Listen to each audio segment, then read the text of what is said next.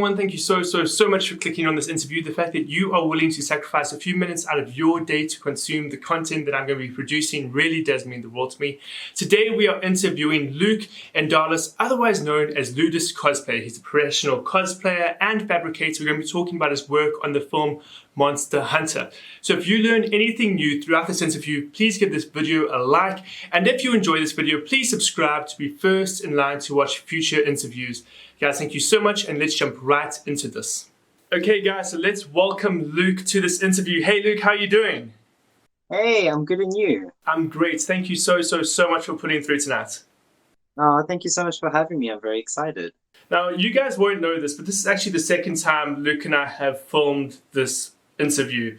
The first time I cropped out his face completely with the screen recording software, which is my mistake.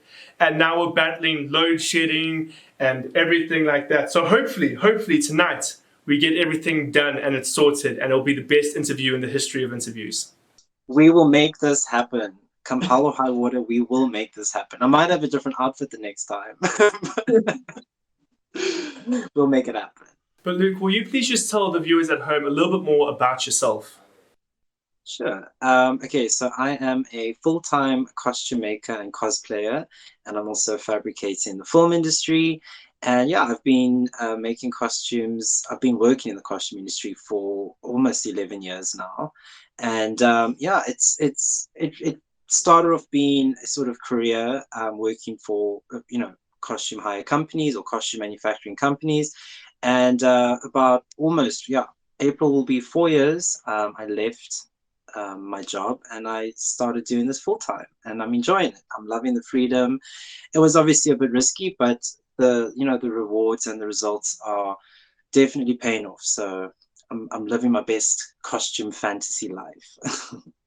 That's absolutely awesome to hear. And of course, tonight we're going to be talking about Monster Hunter. So can you please just tell us, what were your thoughts and feelings about the film? The film, it is what it is. The film was, from a costume and a prop perspective, I loved it. I love the costumes, and a lot of people don't obviously pick up on certain things, but when you're a costume maker, you pick up on all the little details.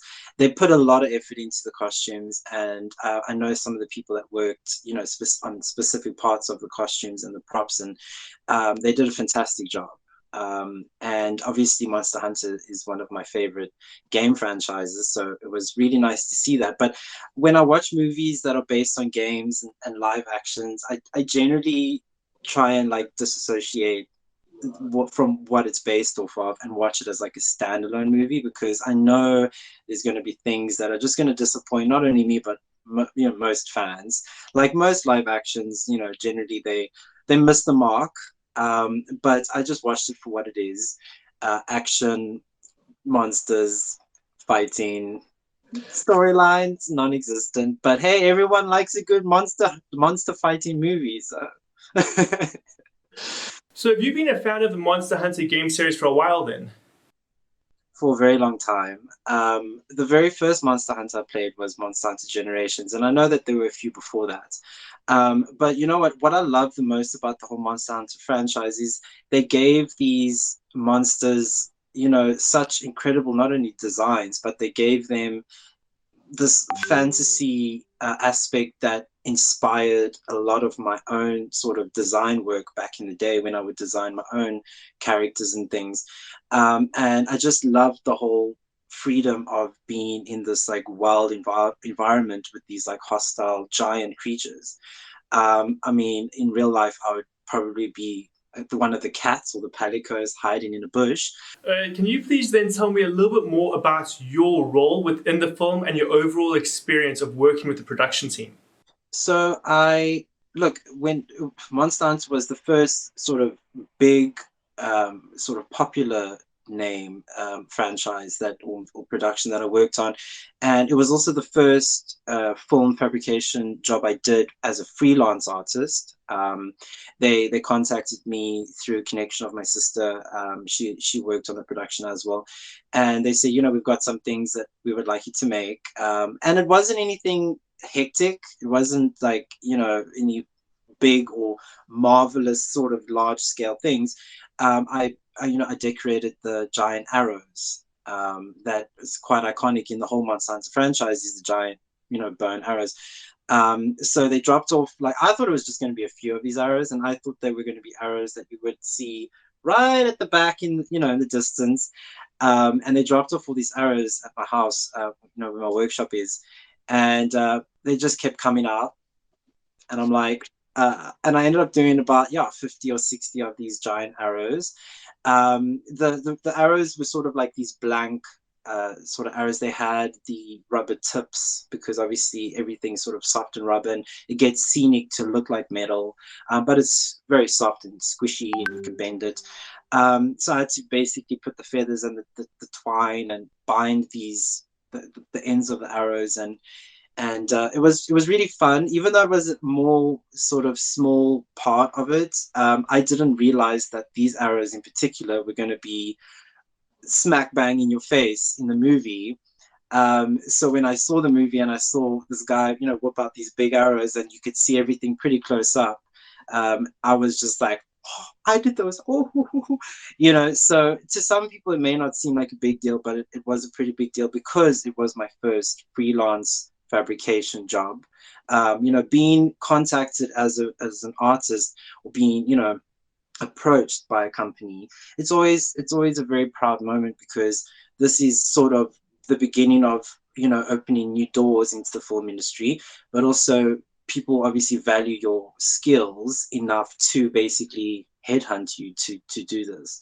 Like I said, my sister obviously was the connection through that, and through that I ended up getting a few other amazing jobs in the film industry. And we couldn't speak about it the first time we did the interview, but now we can, because it's on IMDb, and they've announced that there's Resident Evil series coming out.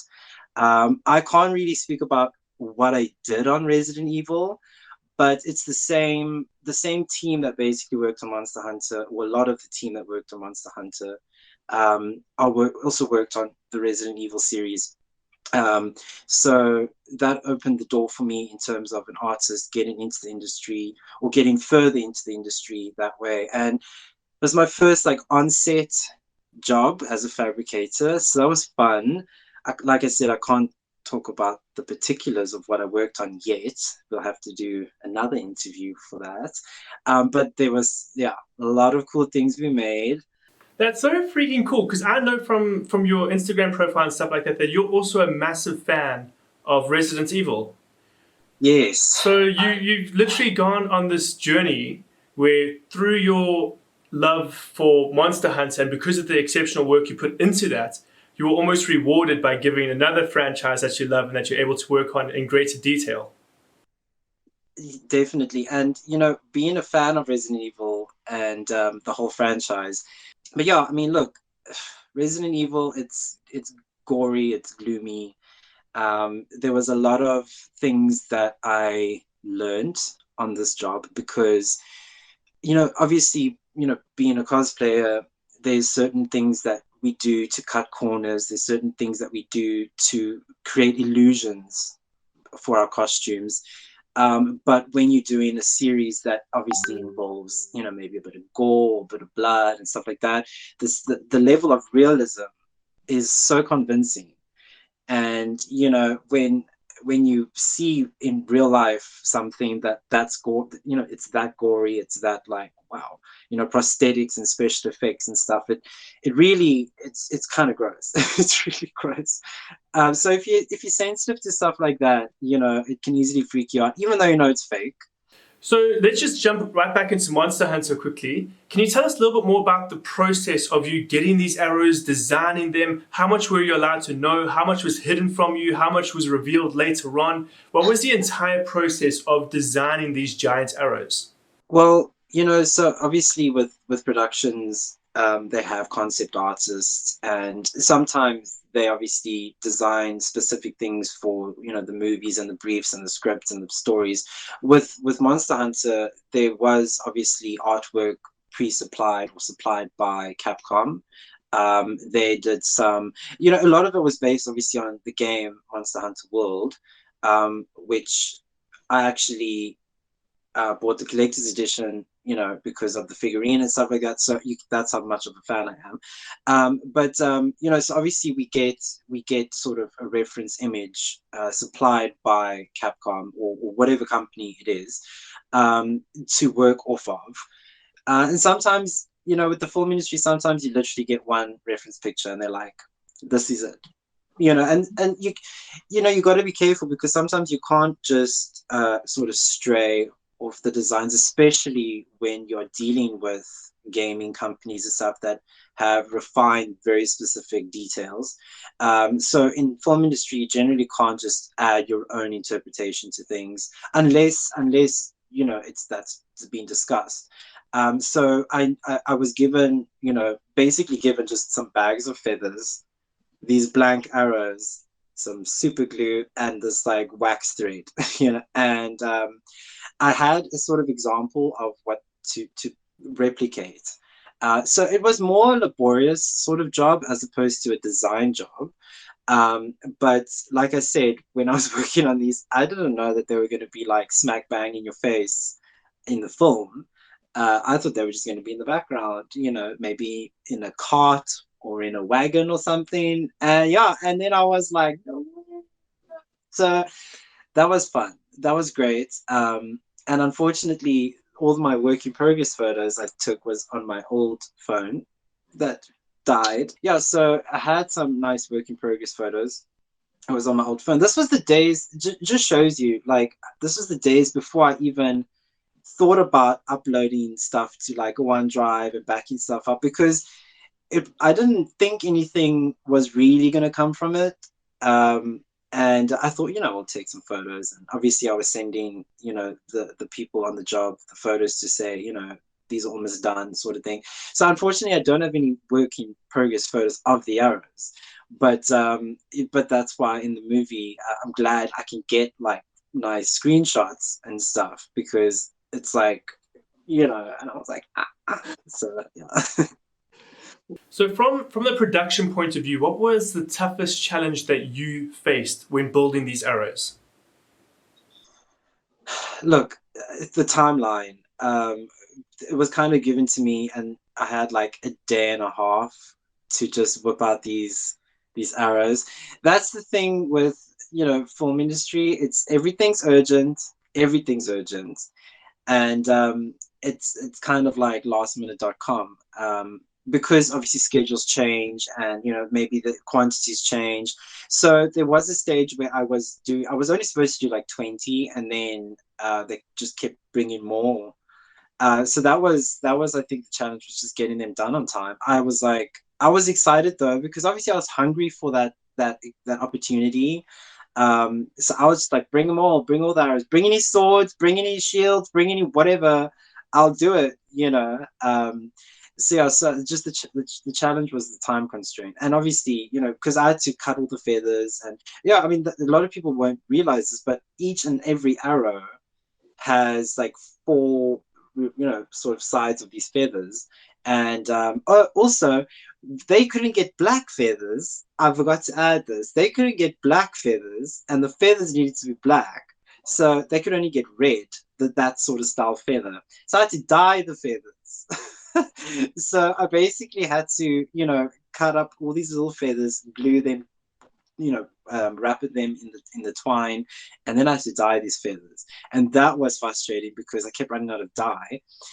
So it ended up becoming like, some are like half red, some are like black, some are jet black, some are like a weird mix. So, but it worked because Janssens is obviously very fantasy based. So yeah, so basically the time constraints of doing all these arrows and still dyeing the feathers, but it was worth it. It was so worth it.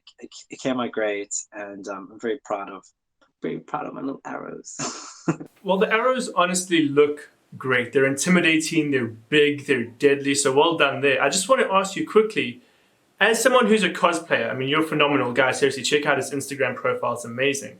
But as a cosplayer, what are the biggest differences between working on your own personal cosplay stuff and working on a production like this? Well, the film industry it's a great industry to get into. It can be a very life-changing industry, can open a lot of doors. But the thing that people need to remember is that when you do cosplay or when you do it for yourself, majority of cosplayers do it for a hobby for themselves. So you can cut corners, you're doing it in your own comfort, the own comfort of your own home. You can also space things out and take time with certain things. With the film industry, the materials and the sort of specifications, like I said previously, is you can't just add your own interpretation to it. You have a very strict brief. There are people that are checking that everything is to that brief. You work with other people, other artists, and the materials aren't always materials that are necessarily affordable for most cosplayers. The materials can be quite expensive, but that's obviously what they allow budget for.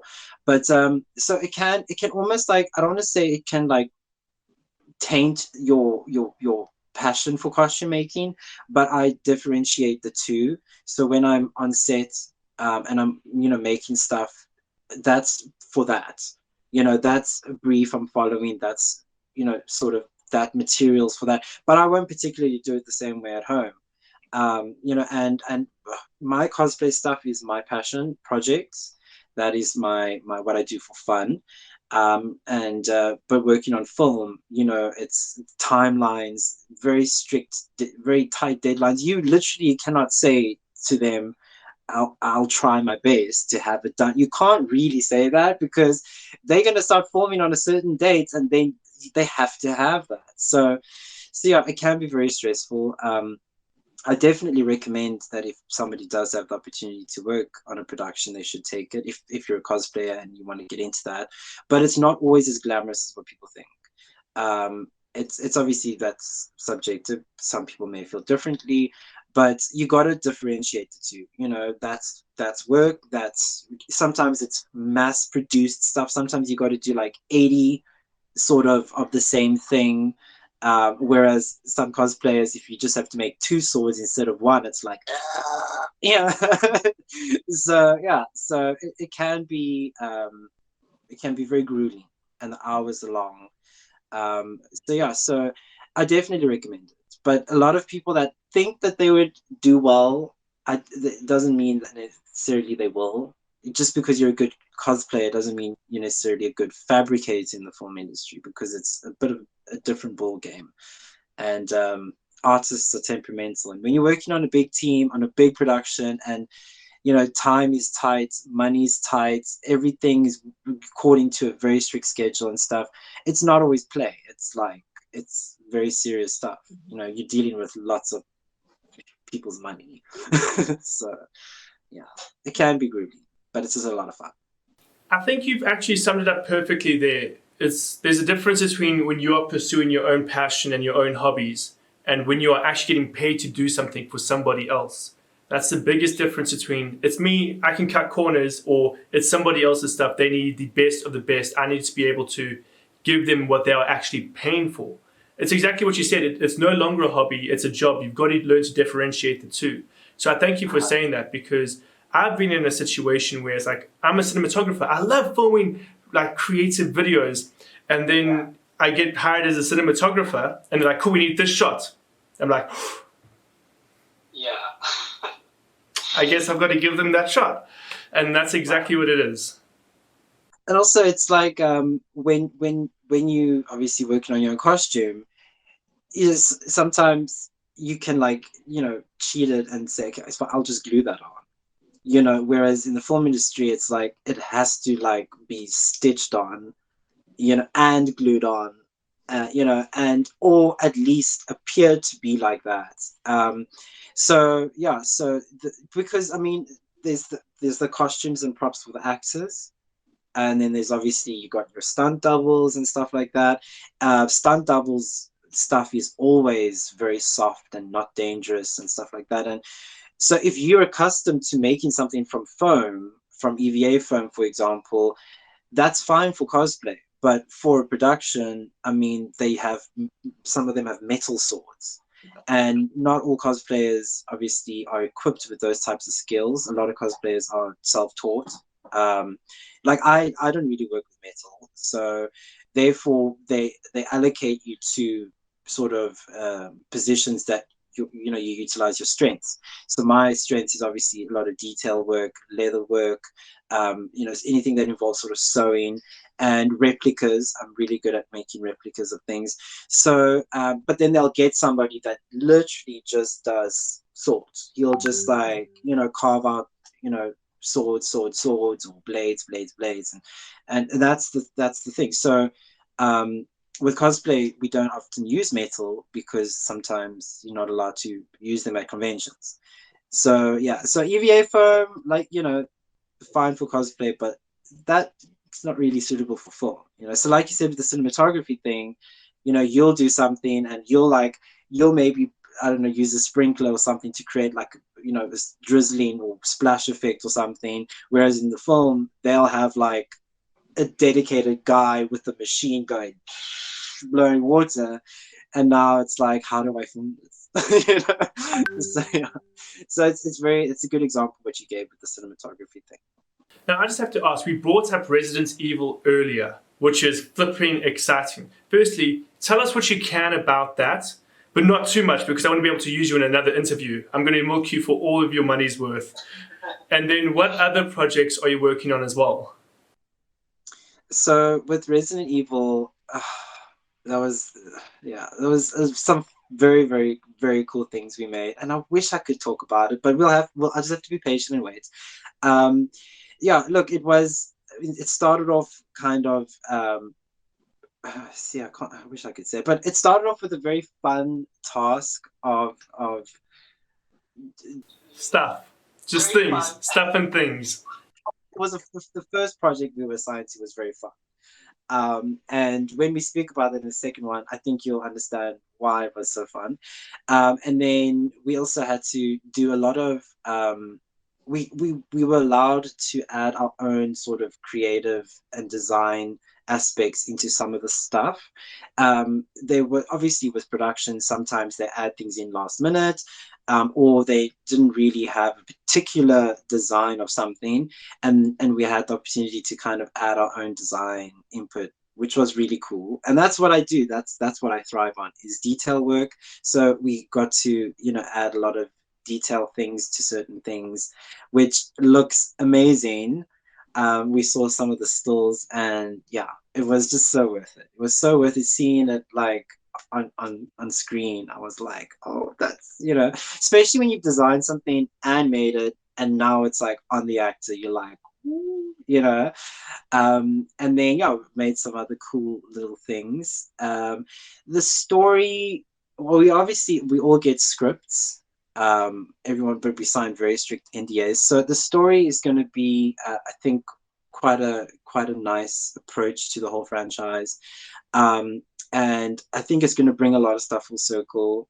And because of the stuff that we worked on, like I said, diehard fans are going to pick up on some of the things, and I'm excited. I'm very excited. I think it's only coming out next year, because I don't know if they've confirmed a release date yet, but it's going to be on Netflix, so that's cool. So yeah, so I think when we do the second interview, maybe we can bring up screen grabs or something, and we can talk about some of the particulars, because there are certain things that I would love to pinpoint out, that why we did it that way, or why it was added in, and Easter eggs. And can you just let everyone that's watching this know exactly where they can follow you and how they can... That's the electricity! We told you, we're fighting load shedding. It happened. Let me put my power bank on. Sorry. Yeah, what's the bloody chances, This is great. So now people can see firsthand what we have to deal with.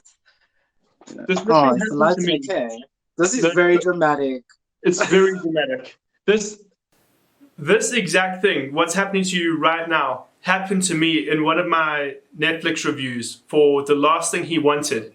And I literally, within the first 30 seconds of the video, the screen goes black. And I literally have to use my torch off my cell phone to light me up, because I didn't have a ring light at that point. So I'm literally just sitting there in darkness with just my face.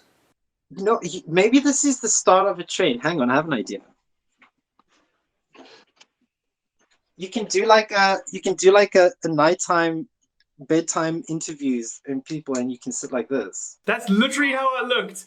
Like, oh, why did I do that? Okay, that's very unflattering, like, but you know what I mean. There we go. Beautiful. Best lighting I've ever seen in my life. Okay, then quickly, just tell us, where can everyone follow you on your different socials, your websites, Instagram profile, all of that sort of stuff? So you can find me on Instagram and on Facebook. I'm more active on Instagram, so you can find me there on @Ludus_Cosplay. I post educational content like tutorials, mini tutorials on sewing, crafting, and more. I also have a little online store that people can purchase digital copies of the tutorials if they would like to keep it on hand. All my tutorials are free. I don't sell them. But if somebody would like to support, then you can purchase little digital copies. I have links to all of that in my bio. And yeah, you can find me on Ludus Cosplay on Instagram, and it's a mix of weird, like, there'll be some funny things in between. Most of it's crafting related. So if you want to, get into cosplay, I do have some great tutorials, for beginners. But yeah, you can find me on Instagram and on Facebook. Obviously, I don't have Twitter yet. Maybe one day we'll see. And of course, guys, you can find all of his stuff down in the description below this video. Luke, thank you so much for attending this interview for the second time and fighting load shedding. I appreciate it so much. Well, thank you so much for having me. It's always nice chatting. And I'm looking forward to chatting more about Resident Evil when we're allowed to. And, and also the production I'm currently busy on. We can just talk about that when that's released. So there's a lot of things in the pipeline that I'm quite excited to chat about. So here's to many more videos without load shedding. This is basically the first of a trilogy of interviews we're going to be doing. Dun dun dun. Oh, it's so bad. Why did you do that? I did that again. Oh. Okay, well, Luke, thank you so much. I really do appreciate it, and I hope you have a great night. You too. Cheers. Guys, thank you so much for watching this interview. It really does mean the world to me. I can guarantee you both myself and Luke really do appreciate it. Again, if you want to see more interviews like this, then subscribe to my channel, give this video a like, and I hope to see you again in a future interview.